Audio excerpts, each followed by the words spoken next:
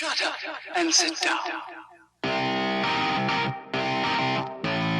Hey, I'm Simon. I'm Ellie. And we're having a couple of drinks tonight that are called...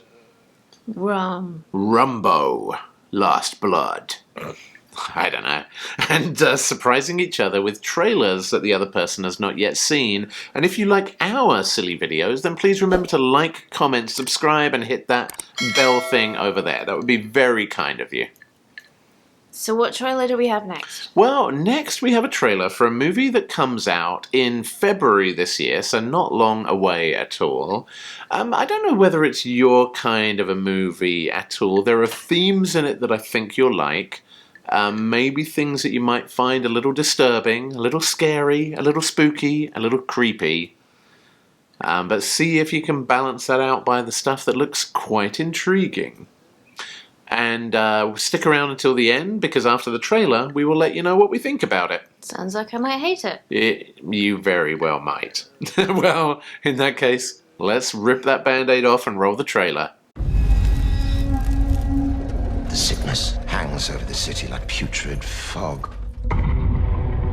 Bodies are piled high in the narrow streets. It's as if the day of judgment has finally arrived. Not fun. Burn her. I'll give you some advice. Leave town while you can. I saw her the other day. She was acting bloody peculiar. There's only one thing that can explain it. She made a pact with the devil. Probably.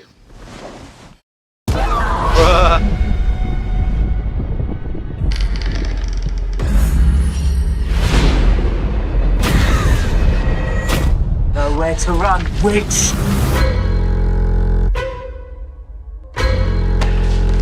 What's to happen to me? They'll try to break you, like they did to the rest of us.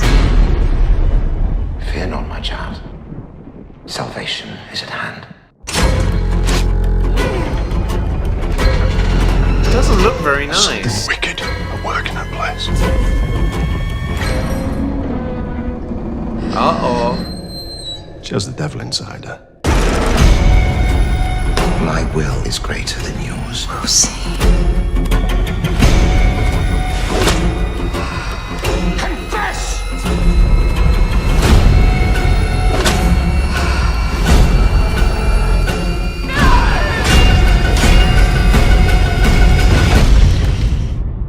Nobody's safe.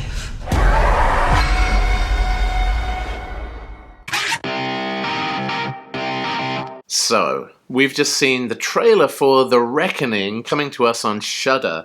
If you haven't seen Shudder, it's under AMC Plus, and they have a ton of really good horror movies. So The Reckoning is coming to Shudder on February 11th, and seems to tell the story of a woman whose husband dies in the Great Plague in the 1600s, and is then accused of being a witch, and then maybe is? I don't know. There definitely was a bit of devilry going on towards the end. Yeah. What did you think of The Reckoning? It looks too scary. Oh, come But on. I will watch it if you can promise she gets her revenge and gets to murder everybody. It does look that way, doesn't it? It looks like maybe the devil or some spirit or demon or something frees her from that cell, and then she goes off and probably does get her revenge. This movie could write itself, maybe.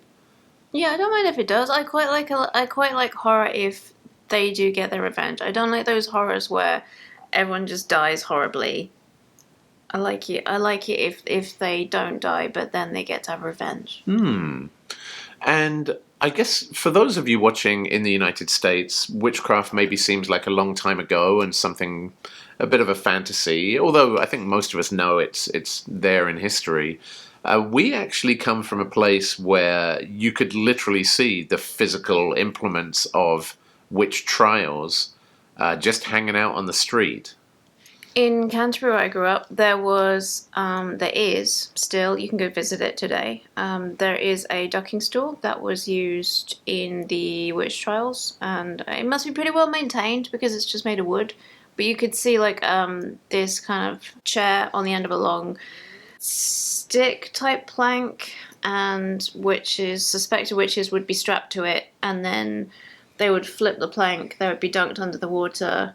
If they were held, they would be held underwater. If they died, then they weren't witches. If they survived, then they were witches, and they would get killed. So, there's no good outcome there. But you can still go see it. And, I used to walk past that every day on my way to school. Yeah, where I grew up in a town called Rye, there was a murderer who was hung from a gibbet. And a gibbet, if you're not aware, it's like a metal cage where they literally you're not hung by the neck or anything, you're just in this cage until you die.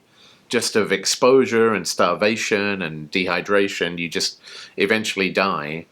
And they still had the gibbet with a piece of the murderer's skull in it. And I remember saying to my mum, what happened with the other bones? Why is there only this piece of the skull left in the gibbet? And my mum said, the witches in the town just stole the other bones for spells and things. It was just the most normal thing in the world. Waste not, want not. Yeah, witches just took his toes and fingers and stuff. No one else wanted them.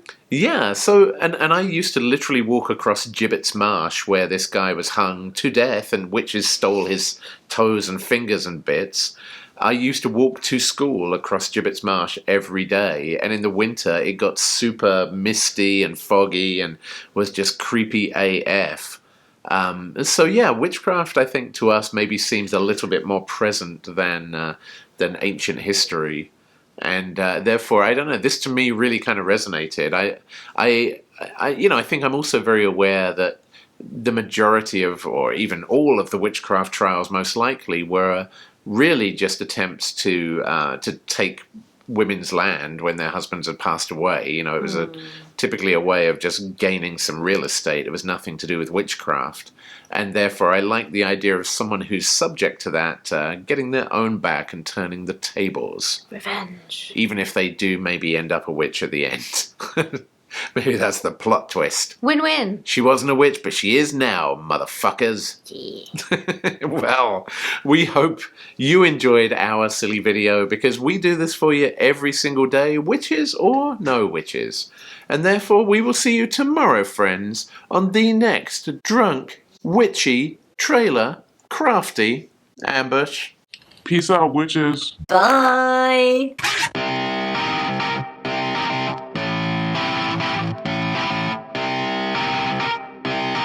Shut up and sit down.